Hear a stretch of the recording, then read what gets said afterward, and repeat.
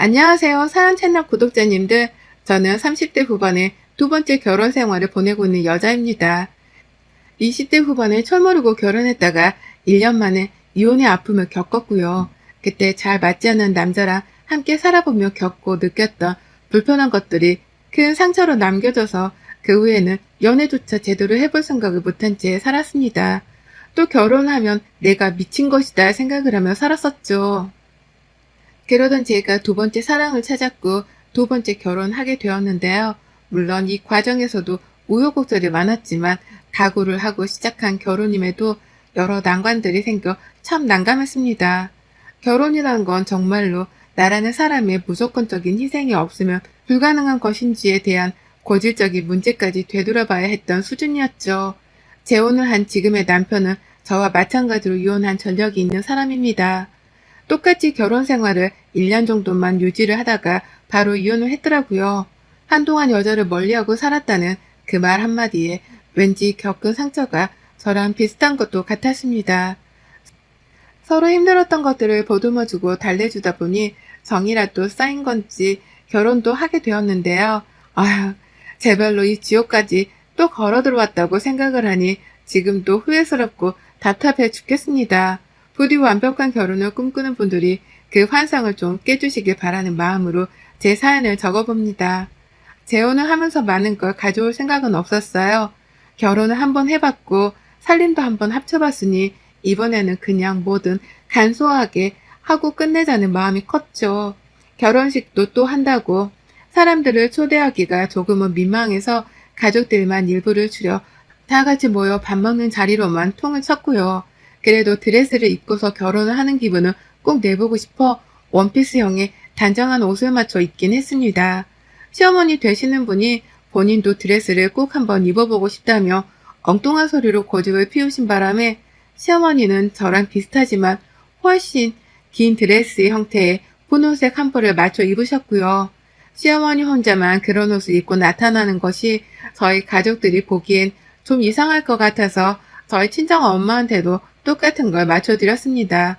그래서 제 결혼은요, 지금 결혼 사진을 보면 신부인 저보다 양옆에 서 있는 양쪽 어머님들의 옷이 더 휘황찬란하고 길고 예뻐요. 양쪽에 결혼하는 신부 둘을 끼고 서 있는 호러미인 양, 저는 사진 속에서 분노를 감추지 못한 채 억누르며 어정쩡한 표정으로 사진을 남겼답니다. 결혼하며 보이신 어머님의 고집, 이 말도 안 되는 고집이 많이 불편했어요. 결혼하고 이런 우픈 일들이 또 많이 생겨날 거라고 생각을 하니 괜히 긴장도 되었고요. 남편으로부터 시어머니께서 아들을 꼭 원하신다는 소리를 듣자마자 또 다른 난관이 생겨난 듯이 머리가 지끈거렸죠. 지금 제가 재혼을 한 지 딱 1년 2개월 정도가 지났는데요.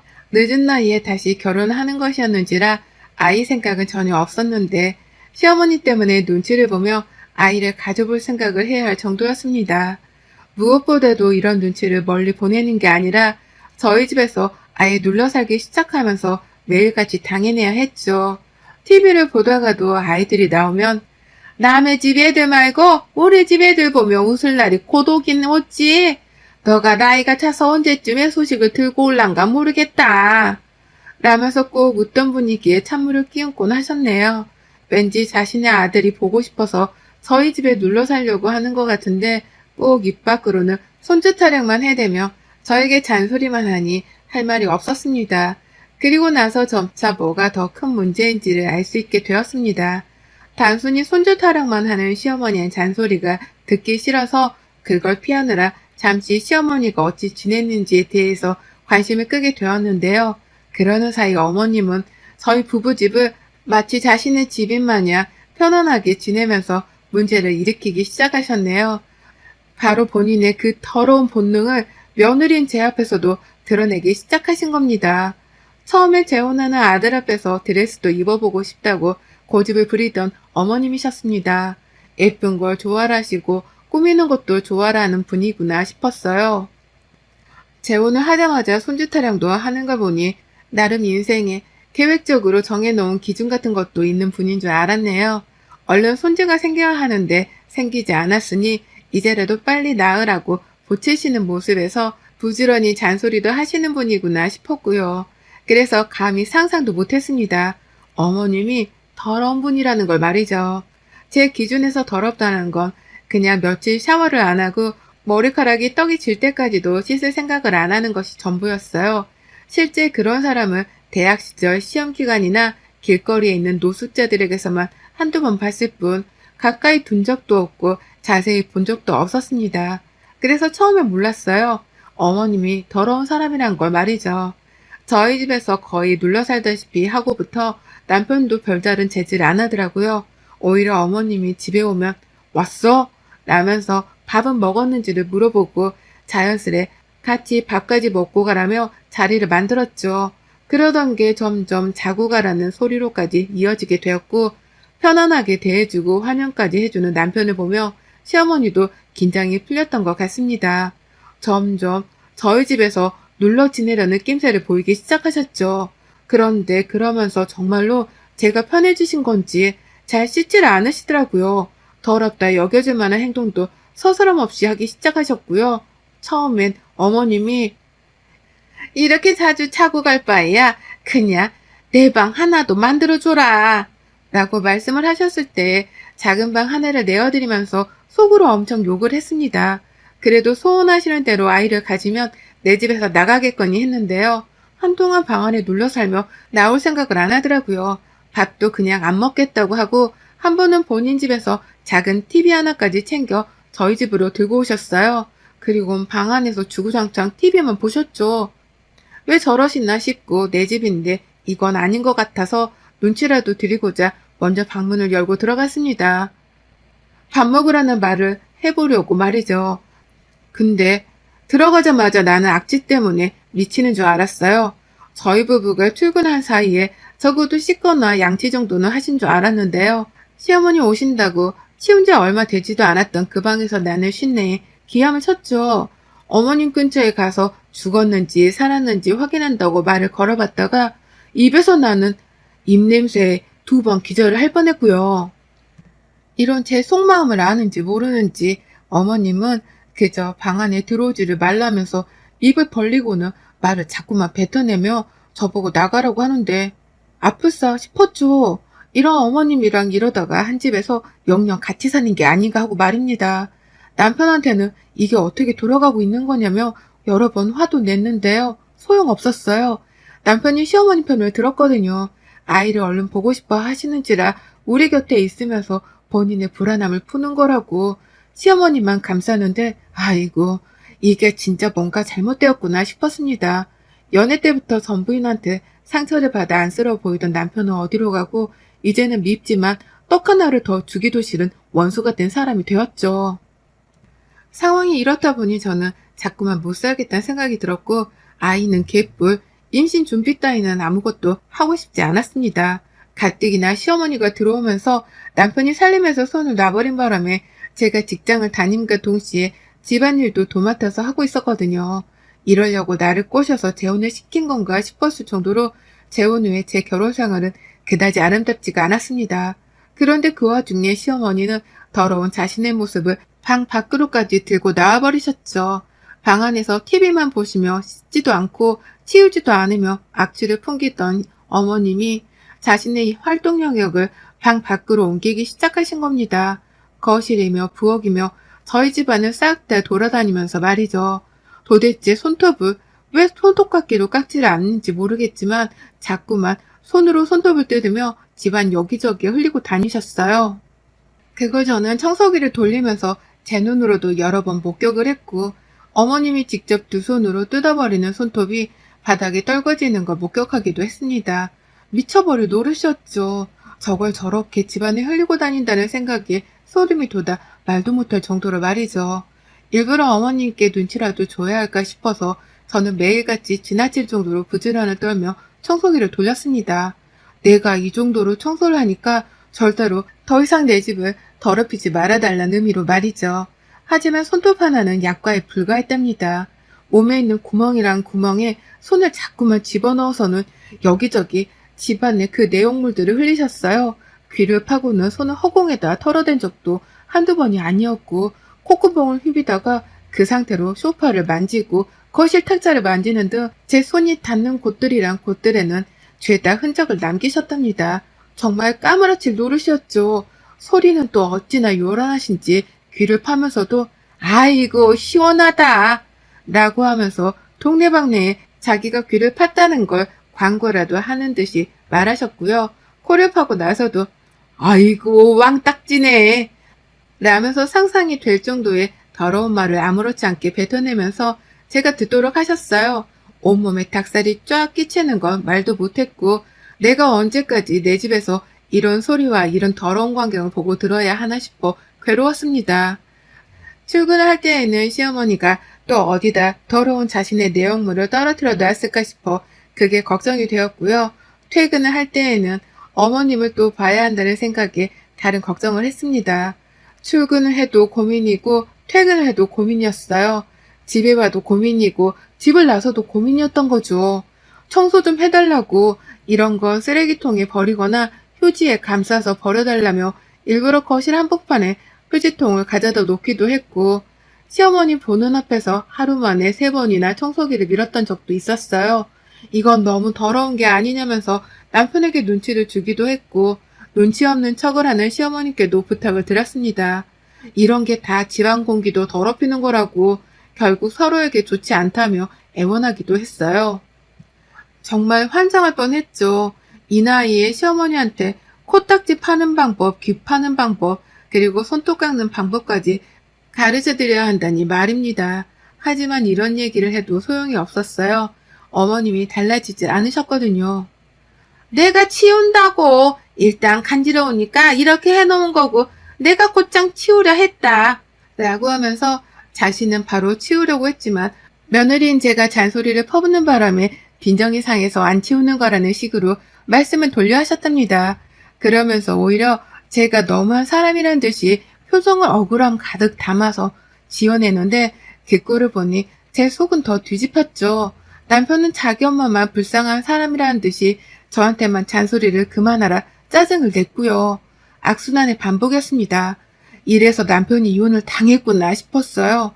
사실은 전 부인한테서 상처를 받고 이혼을 했던 게 아니라 이게 전부 다 더러운 시어머니와 무심한 남편의 콜라보레이션 때문에 이혼을 당한 거란 확신이 그제서야 들었습니다. 그러니 저도 슬슬 상황 파악이 되었죠. 내가 재혼을 잘못했고 이러다 2번의 이혼도 할지 모르겠구나 라는 걸 말이죠. 그러는 와중에 남편과 시어머니께 한 방울 먹었습니다. 제가 너무 힘들어서 한동안 청소기고 뭐고 돌리지도 않았어요. 내가 청소를 안 하면 당연히 남편이 해줄 거라고 믿으면서 일부러 집안일에 손을 놔봤습니다. 힘들게 일을 하고 들어와서도 밥 생각이 없다며 저녁도 굶었고요. 그러면서 다 귀찮다고 먼저 씻고 방 안에 들어가 누워 핸드폰만 했어요. 아침에 출근을 하면서도 일부러 집안 꾸러지는 안 보려고 했고 옷을 갈아입자마자 출근을 해버렸죠. 그러면서 이혼하자는 말이 목구멍까지 남은 상태에서 억지로 퇴근을 하고 집에 들어갔는데요. 그만 그동안에 난장판이 되어버린 집안 꼴을 목격하고 말았습니다. 그건 흡사 쓰레기장, 정말 어디 빈민가의 빈민촌에나 있을 법한 것으로 추정이 되는 개판의 쓰레기장과도 맞먹었네요.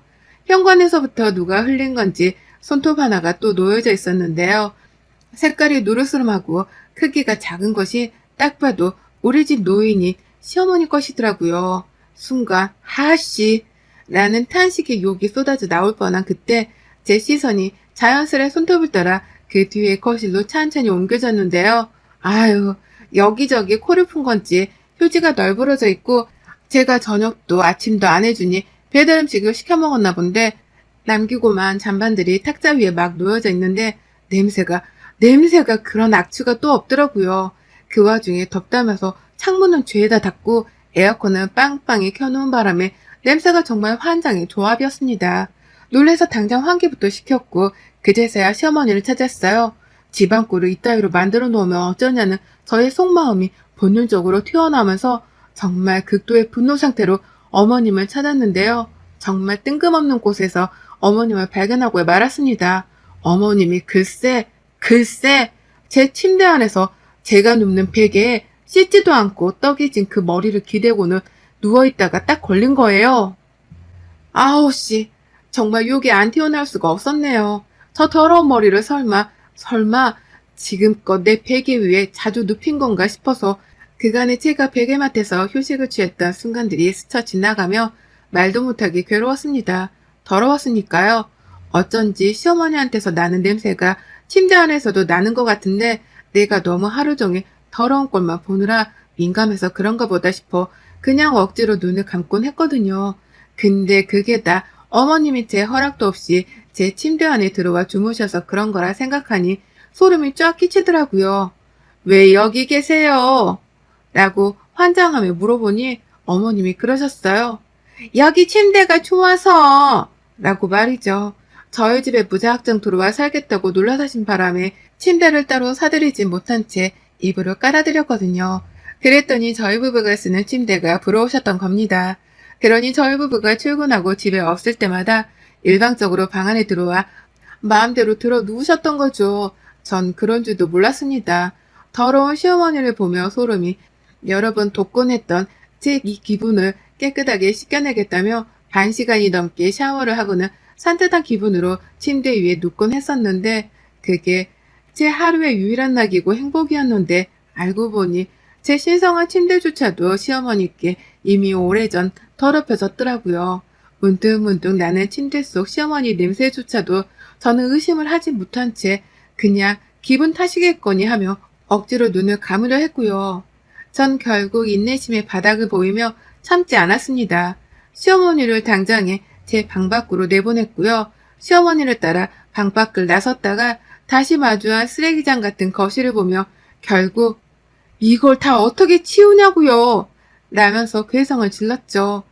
시어머니는 그 순간 자리를 피해야겠다 싶었는지 방 안으로 후다닥 들어가셨는데요.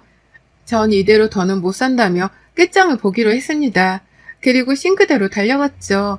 냄비 하나에다가 물을 가득 담아 부으면서도 화를 삭히지 못해 찍찍댔어요. 그러다 물 가득 담은 냄비를 들고는 그냥 냅다 어머니 방으로 들어가 버렸습니다.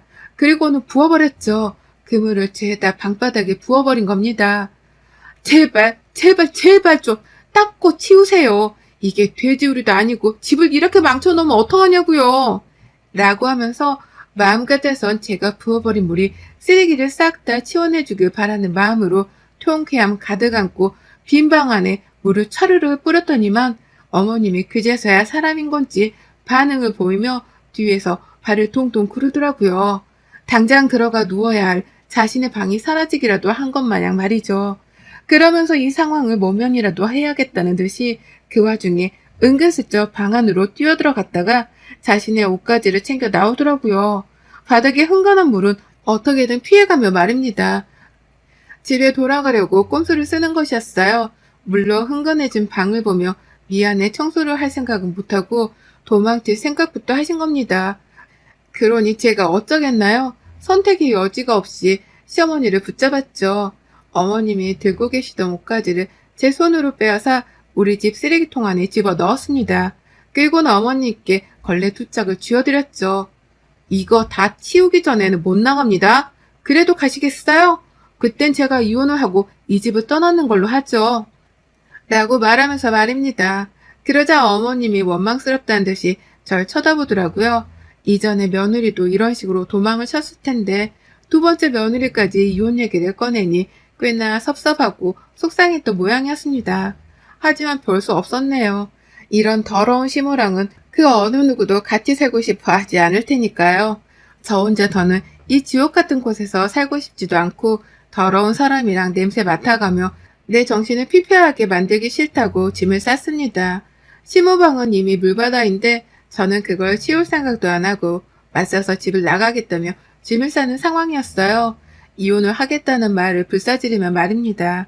그 와중에 진짜로 집을 나갈 생각인 건지 제가 짐가방을 현관에 던져대자 어머님은 혼자 이 상황을 어떻게 해결해야 하나 싶으신 건지 방을 들어갔다가 거실을 나와 저를 확인했다 해가며 난리셨어요. 남편은 야근인지 연락도 없이 퇴근이 늦는 중이었고요. 제가 쥐어드린 걸레를 가지고 닦을 생각은 여전히 못한 채 도대체 언제 감았는지 모르겠는 떡진 머리를 손으로 쥐어짜가면서 저를 바라보던 어머님, 결국 생각을 고쳐 먹으셨더라고요. 내가 치운다, 지금.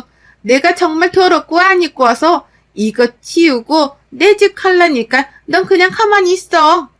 라고 하면서 그제서야 허리를 숙이고는 물바다 같은 바닥으로 허리를 쏟기는 겁니다.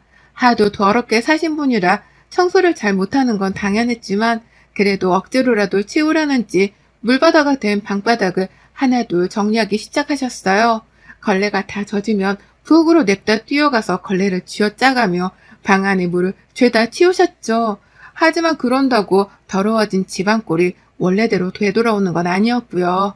전 뭐가 되었든 이 집에서 그 어딜 가도 시어머니의 코딱지, 귀지가 여기저기 범벅일 것이라는 생각을 하며 치를 떤 채로 집을 뛰쳐나왔습니다. 시어머니가 뒤에서 야 어딜 가냐? 나 이거 네가 말한 대로 다 치웠잖냐? 라며 애절하게 저를 부르셨는데요. 그 외마디가 너무 쥐소리 마냥 작았던 것이 웃겨 죽겠을 만큼 황당했네요. 그리고 전 지금까지 친정에서 남편이랑 대치 중입니다. 이놈의 남편은 이 집 와서 이혼 2번 하는 게 싫은 건지 자기가 집안을 싹 다 치워놨다며 매일같이 사진을 보내오더라고요. 하루는 거실 사진, 하루는 시어머니 방이 깔끔하게 비워진 사진까지 보내며 자신이 깨끗하게 치웠으니 저는 몸만 돌아오면 된다는 소리를 해댔어요. 하지만 전 답장했죠. 방해업체 불렀어? 탁자 밑에 있는 코딱지도 떼어냈어? 니네 엄마 몸뚱이에서 나온 그 더러운 것들 다 멸균시키기 전까지는 나 그 집에 절대 안 들어가. 라고 말이죠. 멸균이란 말에 남편은 울컥했는지 한참 답이 없더니 1시간 뒤쯤 마지막 문자가 왔습니다. 이번 주 금요일에 청소업체 예약했다? 라고 말이죠.